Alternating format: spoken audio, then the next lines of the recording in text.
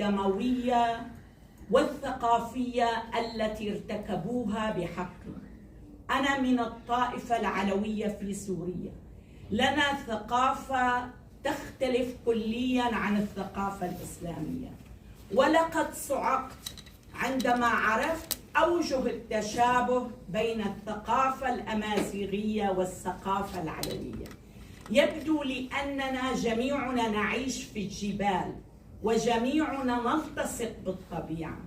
هذا ما وحد ثقافاتنا رغم أننا لا نعرف بعضنا البعض.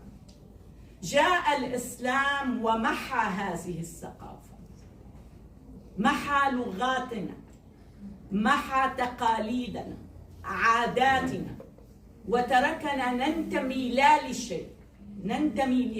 لشيء. من العار it is shame to accept this situation. من العار علينا أن نترك ما عانينا منه لأولادنا وأطفالنا.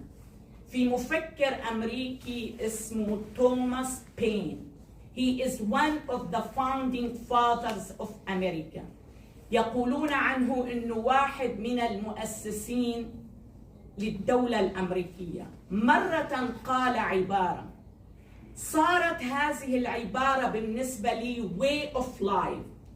قال if there must be trouble let it be in my day so my child might live in peace.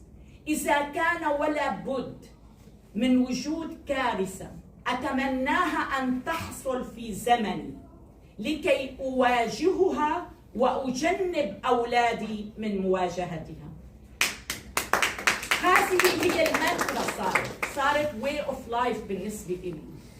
لو كان آباؤنا وأجدادنا قد حاربوا الإسلام بقوة لما وصلنا؟ We haven't reached this point of our lives. لما وصلنا إلى هذه الحالة التي نعيشها؟ للأسف يجب أن نقول شيئا سيئا عنهم. هم لم يحاربوا، هم لم يحموا تراثنا، لم يحموا عاداتنا وتقاليدنا، فلماذا نفعل ما فعلوا هم؟ إذن علينا أن نجنب our future generations الأجيال المستقبل من أن تعاني من معانيه نحن. تلك هذه مسؤوليتنا أمام أبنائنا وأمام الأجيال القادمة.